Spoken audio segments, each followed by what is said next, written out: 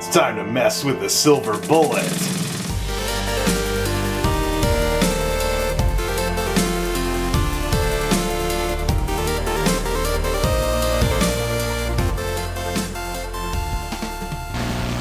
It's been interesting seeing the silver bullet working again, weird though it may be. However, for reasons that I'll explain later, I don't want to keep the Windows 7 license that I got going on this machine. What we do need to take a look at, though, is the Intel processor, which is still running off the stock cooler and the factory thermal compound applied as part of that stock cooler nearly 10 years ago.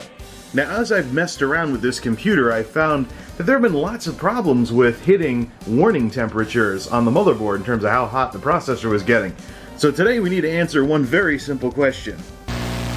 Actually, I only wish there was one simple question here. There's probably some more questions involved and they may not be as simple. But let's just rattle off what we do know, one thing at a time here. First off, when you apply a stock cooler, you're basically forced into the spread method because that's how the thermal paste is pre-applied to the darn thing. I want to know if that makes a difference. I also want to know if the factory stuff on the stock cooler should just be wiped off and replaced with Arctic Silver. I also would like to know if simply replacing the thermal compound after the CPU has a couple of years on it can make stock coolers more effective. I think we can figure that out on the cheap very, very easily, because I have some leftover Arctic Silver from previous processor work that I've done, as well as Cooler Master stuff. We're going to play with Arctic Silver specifically for this one. And let's also answer that nagging question I've had with stock coolers. Would changing the thermal compound to something better or reapplying thermal compound help with processor temperatures? We just need one thing though.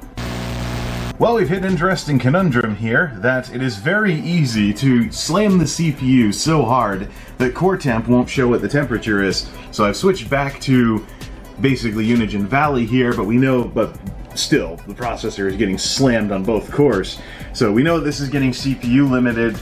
So yeah, old Core 2 Duo, 100%, not getting out of the 50s. So let's tear the thing down, let's take out that thermal compound, clean everything all nice and shiny, swap on over to Arctic Silver, and see how we do relative to the max temps that are in the 50s, basically. Shows how much the system's slammed that it can't even keep the video stream consistent, even in windowed mode. Yeah, old system, old problems. There we go right here. Now, if this works the way that I've heard it does, a screwdriver or something should turn these bits back so this thing whoosh, comes right out, and then we can see what's left of the thermal compound. I just hope that the thermal compound doesn't make this like concrete and trying to get rid of this thing, but if I break the motherboard doing so, it had a good run. Whatever. Came right out. Very little elbow grease. Here's how it went on originally. It was just coated right across the bottom. So we basically did the spread method all the way across the chip.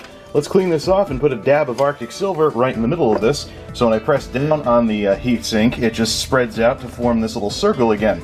And let's make this happen with some proper compound this time. And yet, still messing with a stock cooler. Arctic Silver on a Core 2 Duo from years and years ago. Way too lavish for this system, way too lavish. We're in again. Did I mention I hate these stock coolers because they're such board benders?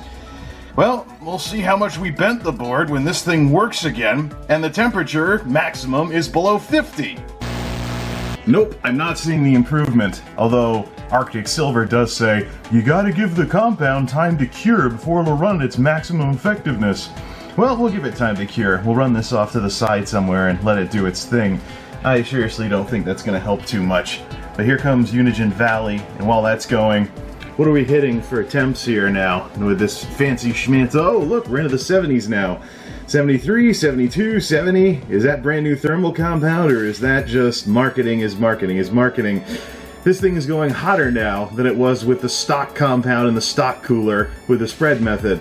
Maybe the grain of rice wasn't the best method to apply to the old Core 2 Duo. I think Arctic Silver has a guide for it. I knew something like this was going on. Epic fail. Arctic Silver recommends the line method for applying heatsink compound to these old Core 2s, probably because of how the die is laid out underneath the heat spreader. So, once again, an old piece of hardware owns me, like the 32 versus 64-bit thing with Windows versus the Delosaurus, Yeah, we're going way back to where the line method actually mattered, and less is more wasn't so much of a thing back when die sizes were that big. Well, nice. I've helped out with the torture of this machine to have done something like this to it. Wow. Oops. Yeah. Anyways, once again I've been owned by old technology because I'm too used to the new stuff. But this computer's not important. We'll fix that later on. So as you can guess from the darker approach to how I've done things with the t-shirt and whatnot, this is a pastiche of Tech Syndicate, or at least the Tech Syndicate that got me interested in watching their videos.